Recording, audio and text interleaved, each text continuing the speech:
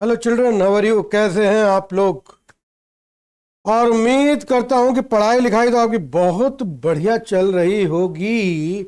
और एक एक करके जैसे जैसे हमारी वीडियोस हमारे इस डिजिटल प्लेटफॉर्म पर आ रही हैं और आप लोग उनको रेगुलरली ऑब्जर्व कर रहे हो, तो मेरे को पक्का विश्वास है कि आपके बेस जो है रिलेटेड टॉपिक के साथ पूरी तरीके से क्लियर हो चुका होगा। और अब आप क्वेश्चंस को अपने आप सॉल्व करने में भी केपेबल हो चुके हैं, राइट? चलिए आगे एक और नया टॉपिक, एक नया सेल ऑर्गेनिल मैं आज लेकर के आया हूं जिसका नाम है एंडोप्लाज्मिक रेटिकुलम। क्योंकि हम लोग cell, the fundamental unit of life, हम लोग तैयार कर रहे हैं पूरी तरीके से। तो इसी सीक्वेंस में एक और ऑर्गेनल है जिसका नाम है एंडोप्लाज्मिक रेटिकुलम। चलिए बात करते हैं इसी के बारे में, जिसे शॉर्ट में हम ER के नाम से बुलाते हैं, राइट? पूरी सेल के अंदर न्यूक्लियस से शुरू होकर के बाहर प्लाज्मा मेम्ब्रेन तक नलियों का एक जाल, जिसमें होकर के तमाम ट्रांसपोर्ट ऑफ मटेरियल्स होता है। और साथ साथ ये नलियों का जाल एक सेल से दूसरी सेल में भी कंटिन्यू करता चला जाता है।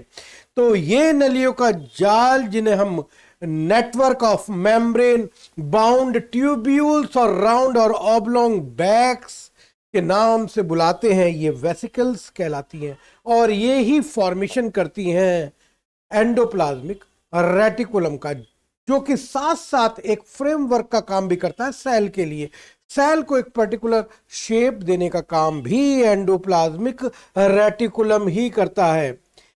बच्चों, ये जो मेम्ब्रेन्स हैं एंडोप्लाज्मिक रेटिकुलम की, ये जो वेसिकल्स हैं, ये जो नलियां हैं जिनसे होकर के ट्रांसपोर्ट हो रहा है, जो कि फ्रेमवर्क बना रही है और जिसे हम ER के नाम से जानते हैं, ये लिपिड और प्रोटीन से मिलकर के बनी होती है। ठीक उसी तरीके से जिस तरीके से प्लाज्मा मेम्ब्रेन बनी होती है।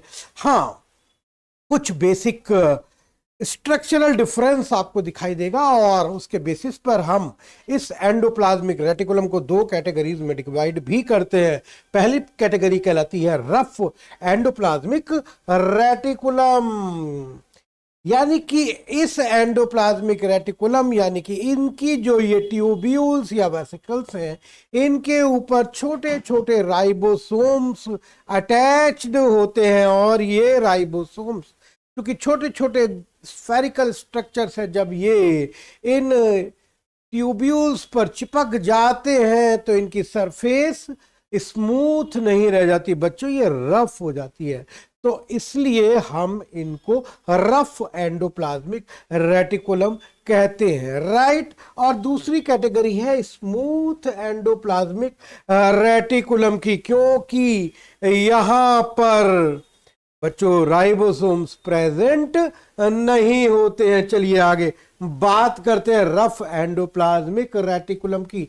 जब माइक्रोस्कोप में से हम इसको ऑब्जर्व करते हैं बहुत बारीकी के साथ, तो देखते हैं कि ये रफ सरफेस राइबोसोम्स की वजह से है।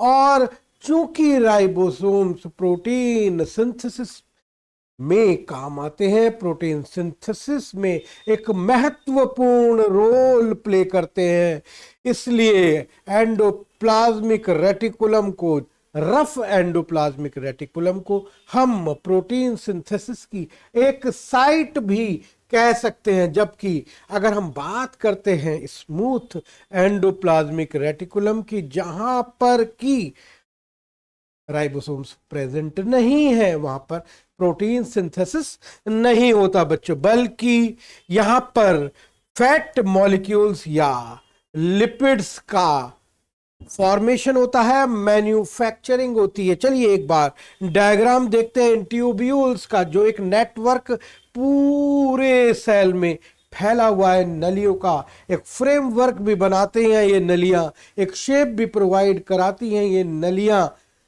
Cell, right? राइबोसोम्स यहां पर आपको अटैच्ड दिखाई दे रहे हैं।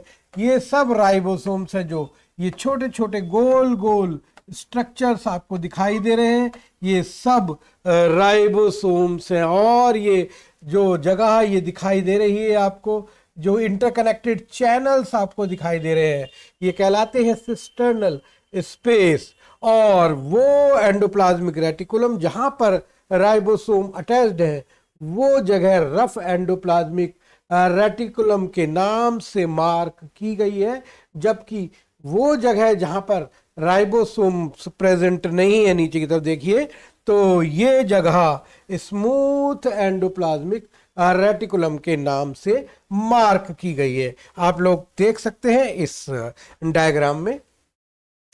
और अगर हम बात करते हैं फंक्शंस की, तो फंक्शंस आप लोगों को पहले से ही क्लियर है, क्योंकि प्रोटीन सिंथेसिस तो राइबोसोम्स की प्रेजेंस की वजह से हो ही जाता है, और फैट्स या लिपिड मॉलिक्यूल्स का फॉर्मेशन स्मूथ एंडोप्लाज्मिक रेटिकुलम्स करते हैं।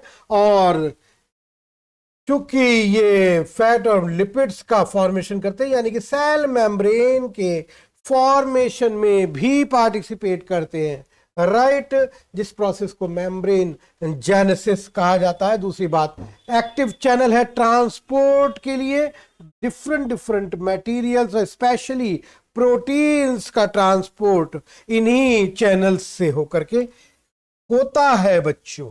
और दूसरी बात, साइटोप्लाज्मिक फ्रेमवर्क, जी हाँ, साइटोप्लाज्मिक फ्रेमवर्क भी बनाते हैं, यानी कि सेल को एक particular shape, specific shape provide कराना, और प्रोवाइड कराना एक सरफेस डिफरेंट बायोकेमिकल एक्टिविटीज के लिए। ये भी एंडोप्लाज्मिक रेटिकुलम का ही एक फंक्शन है।